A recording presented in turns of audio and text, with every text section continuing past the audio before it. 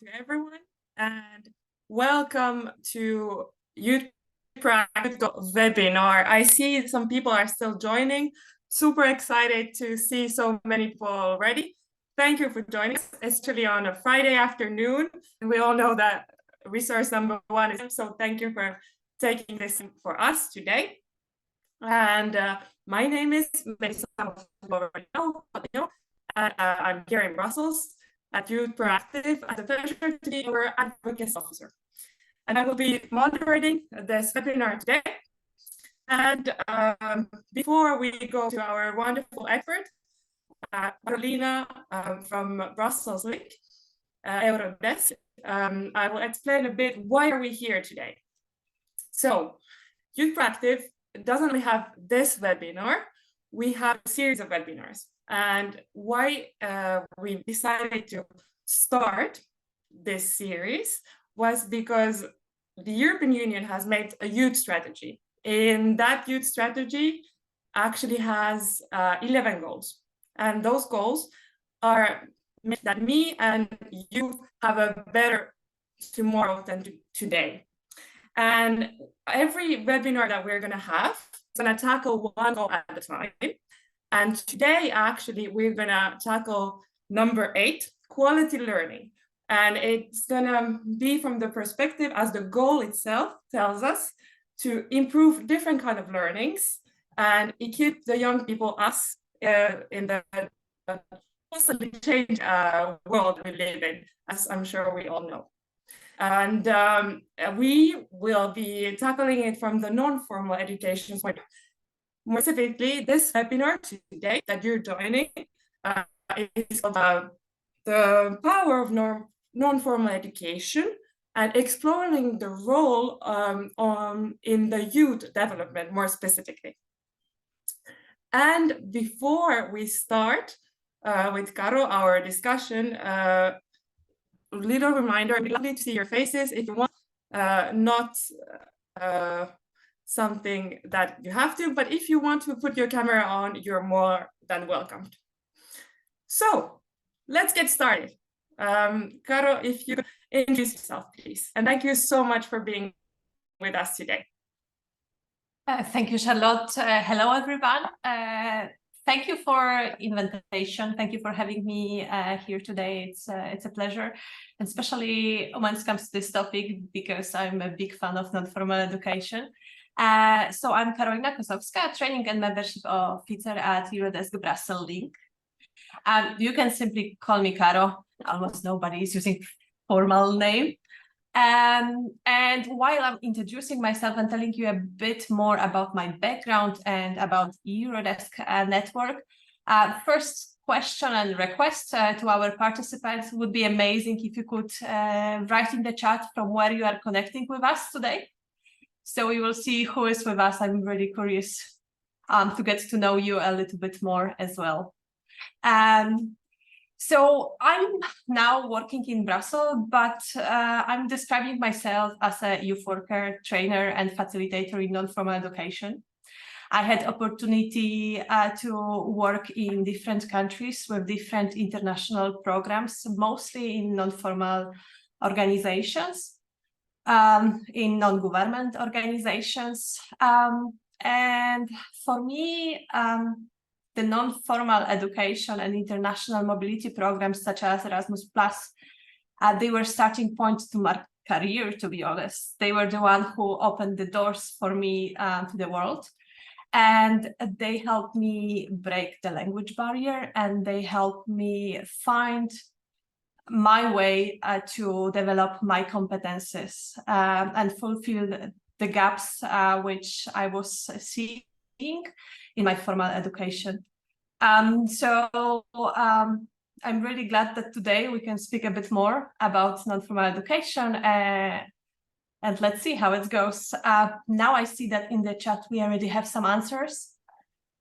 Yeah. And it's so great to see people from so many different countries. So I have Lisbon, Belgium, Belgrade, Italy, Spain, Valencia, Helsinki, Finland, Brussels, Malmö, Sweden. Welcome, everyone. I'm really glad that you are here. very wonderful that we have international group of people today. Thank you so much for your introduction. Actually, my first question would be, let's start from the basics. I mentioned the title of our webinar today, but what is non-formal education? What are we talking about when I mention this? Okay, so before I will answer your question, I think that we should start with something which we all know. So let's start with formal education, because I do believe that all of you have experience with formal education. So if you will think back about your experience with formal education, elementary school, secondary school, university, driving lesson, and think about these elements, what are the characteristics of formal education? I bet all of you will agree with me that when it comes to formal education, the programs, the formal education is based on the programs, on the curriculum. So it's very structured education systems, which take place mostly in the schools environments. And the educational situations are very planned and they have purpose. They are very much subject-oriented. So you are going to, I don't know, math class, and you are focusing on getting to know logic, algebra, etc. Also, the hierarchy exists there and it's more visible, right? So you have the teacher, which in most of the cases, it's higher in the hierarchy, and then you have the students, which are slightly lower. And what else we have in formal education? Well, the tests, the exams. So this is the form of checking if the material which supposed to be delivered was understandable by the students and at which level. So those are the basics. And then, in the other hand, we have informal education. Informal education is something what I like to call like this accidental learning. So it's happened in everyday situations. You are going to meet with your friends and you are cooking together, I don't know, Spanish paella. In that way, you are learning accidentally how to prepare traditional Spanish dish. You are watching the video on YouTube and you are learning, I don't know, how to make the scarf, how to knitting. And this is informal learning. So it's not planned, it's unplanned, it's unstructured, it's happening in everyday situations. And can happen, and it's happening to us all the time. And somewhere in between the formal and informal, we have non-formal education. So non-formal education, it's planned, it's structured, but in the same time, it's a bit more flexible and ideally accessible for everyone. And here the focus is on the process and on the emotions which brings out in you. So it's using more holistic approach. Mm-hmm. What is also the big difference between formal and non-formal education is that non-formal education is based on the voluntary participation. So in formal education, you must to go to the school, you must to complete some levels of education. When it comes to non-formal education, it's your choice.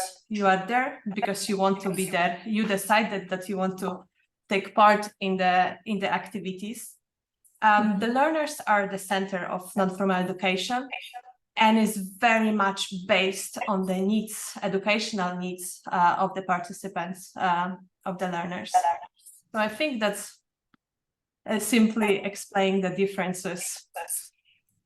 Yes, it's very much, this is much more than simply, I would say. And you a bit answered also my second questions, but as you mentioned, we're an international bunch of youth here. Could you tell in your own words, what do you see in non-formal education being the specific benefits for youth? Yes, definitely. So from my point of view, the benefits are definitely what I mentioned before, this less or non-hierarchy when it comes to non-formal education, and the learning is based on the group learning, on collective approach, which means that we are all source of information. We all have our experience, our knowledge, our skills, and in non-formal education based on that. So it's creating the spaces where you are exchanging and you are learning from each other. Another benefits which I see, it's definitely the room for creativity. Thanks to this flexibility, we are not we don't need to fit in the very strict answers. There are different ways of doing things. There are different results which can be achieved. So people who will take part in the same non-formal education event, they will get something different from it. And they will learn how to achieve central things in very creative ways. I love the fact that it's voluntary based. So it's really up to you if you want to take part in the activity and how much you want to participate in it. You are deciding how you're gonna involve yourself. Mm-hmm. And the lack of testing, the lack of exams is based on the reflection. It's based on the briefing when you are discussing what you learn, what was the most important, what you are taking from it. It's based on the self-reflection. So there are no tests. In the same time, I have feeling that when we are speaking about the benefits, it's worth to mention that sometimes non-formal education can be also stressful and can be challenging because it's putting you out of your comfort zone. Mm-hmm. And I will never forget one of the youth exchanges, outdoor youth exchange, when I went with the group of young people under 18. Amazing project. We were hiking in the mountains. They teach us how to pack backpacks for like 3 days hike. And then they told us, okay, so tonight we are sleeping under the sky, just with your sleeping bags. And I was freaking out because it was first time in my life when I was sleeping in the mountains under the sky. I had responsibility for the group of young people, which I brought from my country to the other country with me. And I didn't know how to make sure that nobody will get sick, that we're gonna be safe, that everything is gonna be how it's supposed to be. So it's pushed me a lot out of my comfort zone. It was a very stressful situation for me. And for the organizer, it was the way of, okay, learning by doing. So mm-hmm. You have to figure it out. So let's keep in mind that non-formal education sometimes can be stressful as well. It's pushing you out of your comfort zones. Mm-hmm. In a way, you realize that you have much more in power in you that you even know. That's for sure. Thank you so much for this. And actually, a great bridge, again, for my next question. As you said, there's no examination, and we live in an era where it's dominated with a structured and academic learning. And how could non-formal education be actually the bridge for the real life skills? As you mentioned, for example, sleeping outside in the mountains in a sleeping bag. I think from my point of view, it's by complementing the competence development, because from my perspective, educational learning, the academic learning, it's very much focused on the knowledge and on the skills. And the non-formal education is bringing another elements which you need in order to develop the competences, is bringing behavior development, attitude development. So it's complementation of these elements which are helping us gain or raise our competences. So again, the holistic approach. It's mm-hmm. not just knowledge, it's more, there are emotions, there is intelligence, there is our well-being, spiritual well-being. It's full package. Mm-hmm. Yeah, and the second thing, How? Definitely by meeting individual learning needs of the participants. And again, I'm bringing the flexibility, but is participants oriented. So we all can agree that every person learn in different ways and in different time frames. Different things works for us. And non-formal education is giving this flexibility and it's meeting different needs of the learners. Yeah, it sounds like teamwork to make the dream work. Both worlds kind of need each other to have a complete package. Thank you so much for this.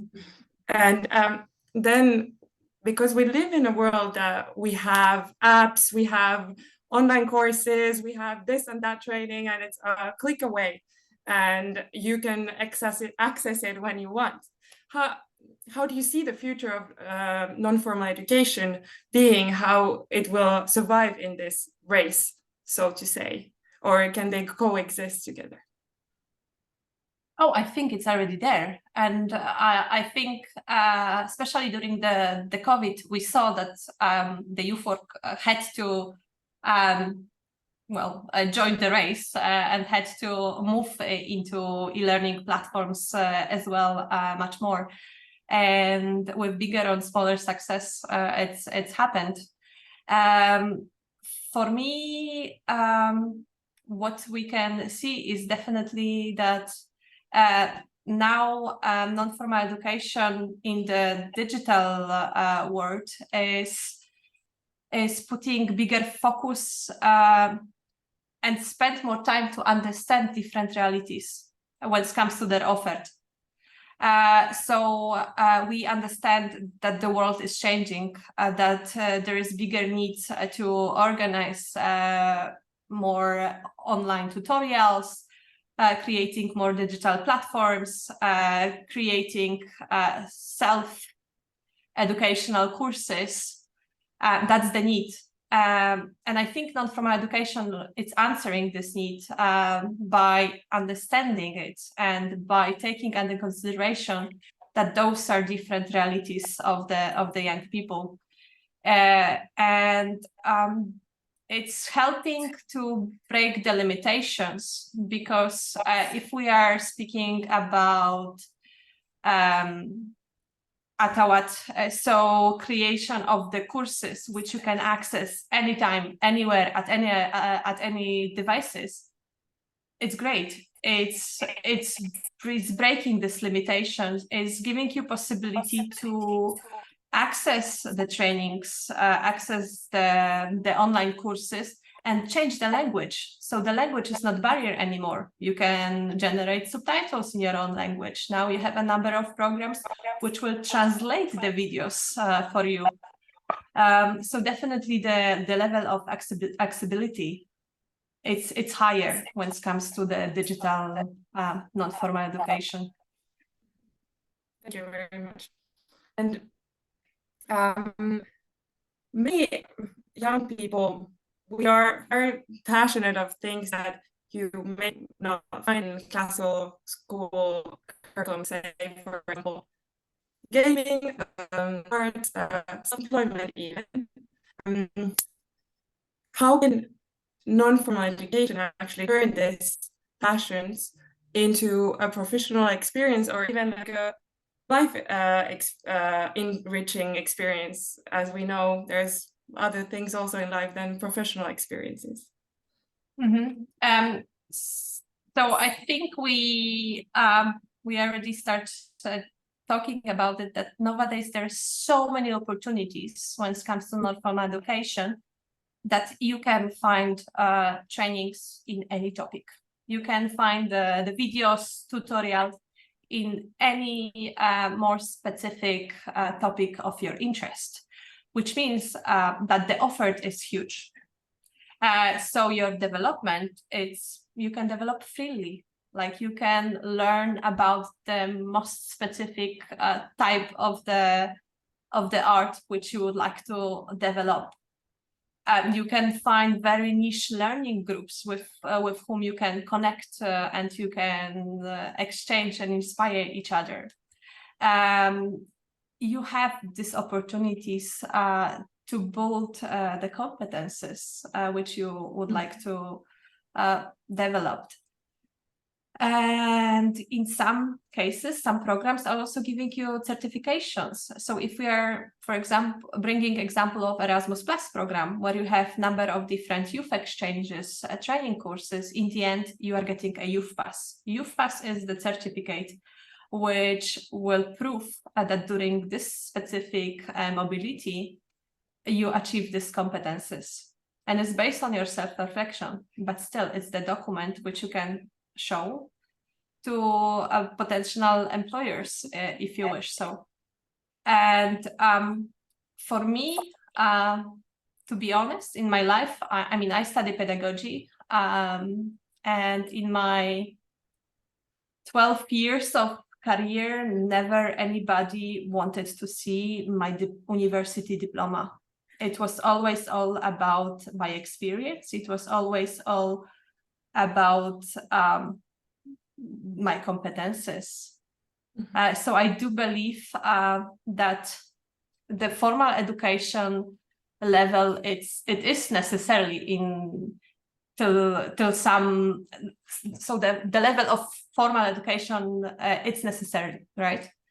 But then there is also the room to build up with non-formal education. Yeah, I think that's mostly it. Mm-hmm.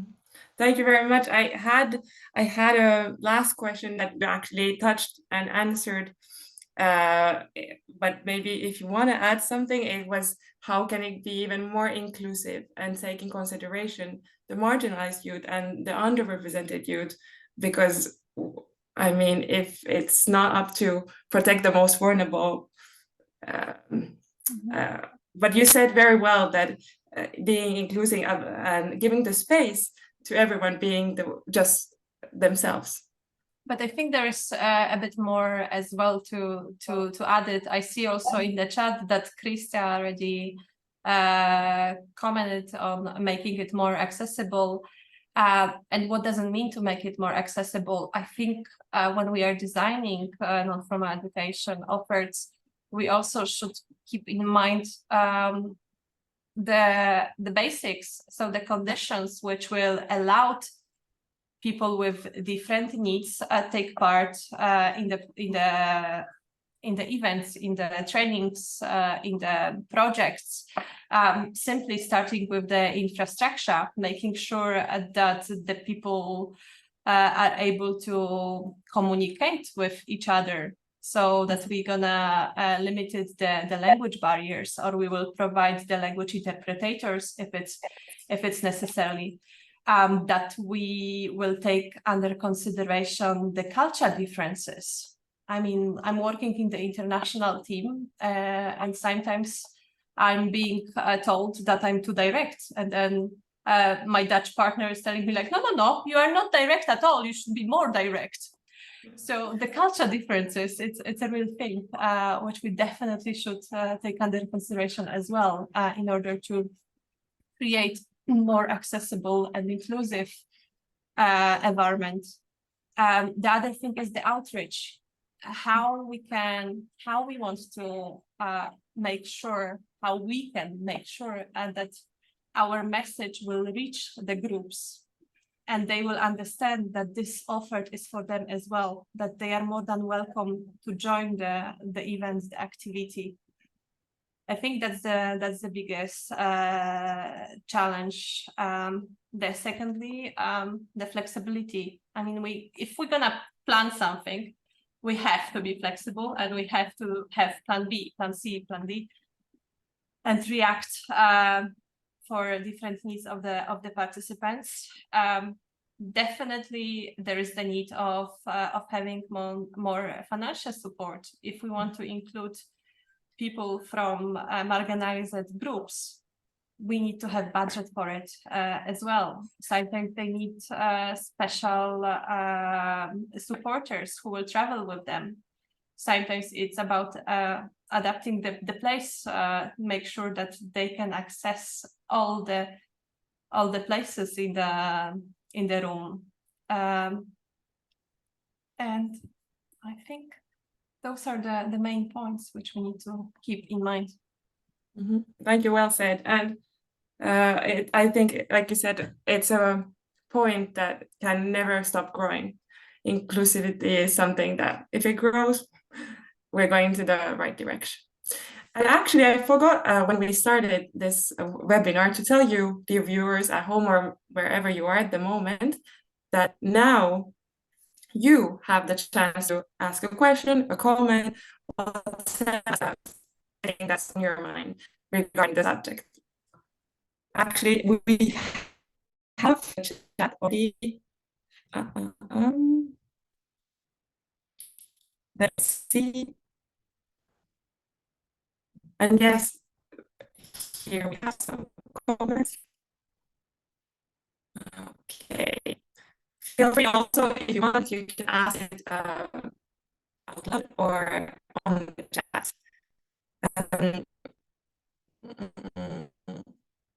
Yes, for you all, you've read Krista's comment already, non-formal education, flexibility involves more and more neurodivergent friendly. My English suddenly. That's very, very important and crucial. And let's see if we have a question here.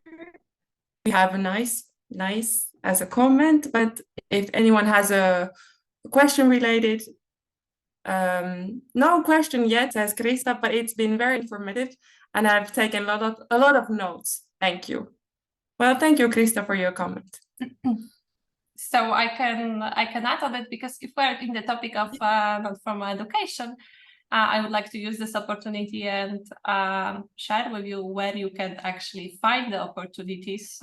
So as you know, I'm working in Eurodesk, and Eurodesk is the Youth Information Network. So we have offices in 37 countries. We are supporting network for the European Commission when it comes to the promotion of Erasmus Plus program, and we co-create a European Youth Portal. So if you will go to the European Youth Portal and you will send any question, like, we are the people who gonna answer to you. But also, I'm telling this because you can find on our opportunity finder a lot of opportunities. You can find different educational trainings. You will find different volunteering programs, not just Erasmus Plus and Solidarity Corps, but much more. And they are programs which are allowing you to do volunteering abroad. Even if you are over 30 years old, you will find internships programs, and also information about the grants. So if you have idea how to change your local realities, you can find the information how to apply to which program and get the money to make the changes. So I will send you the links in the chat. And in your free time, really take a look and check if there is something for you. And I see the question: what are the programs for people older than 30 years old? When it comes to volunteering, the humanitarian aid, which is global volunteering program under European Solidarity Corps. So it's allowing you to take part in the volunteering program out of the Europe as well till age of 35. You have a number of work camps, work and travel. So there's much more offers for people over 30 years old. You can also take part in different training courses under Erasmus Plus program, which means that you can participate in short-term programs from 5 to 21 days abroad as well.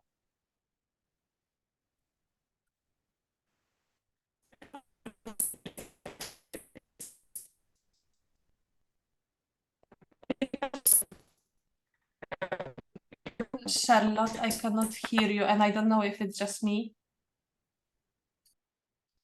It's a little bit broken, the voice, yeah.